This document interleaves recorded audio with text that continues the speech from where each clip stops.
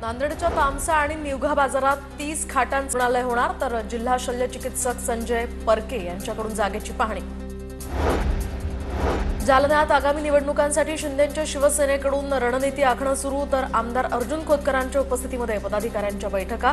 काहीही झालं तरी शिवसेनेचाच भगवा पालिकेवर फडकणार, खोतकरांकडून विश्वास व्यक्त। जालन्याचे काँग्रेसचे माजी आमदार कैलास गोरंट्याल भाजपच्या वाटेवर, तर शेरोशायरी करत पक्ष सोडण्याचेही संकेत। स्थानिक स्वराज्य संस्थांच्या निवडणुकांपूर्वी काँग्रेसला मोठा धक्का बसण्याची शक्यता।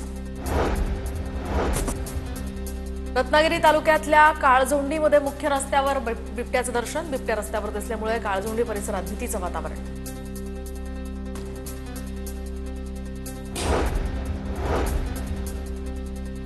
बडतर्फ पीएसआय रणजित कासलेचा अटकपूर्व जामीन अर्ज बीड न्यायालयानं फेटाळला। रणजित कासलेनं जातीय तेढ निर्माण करणारं वक्तव्य केलं होतं।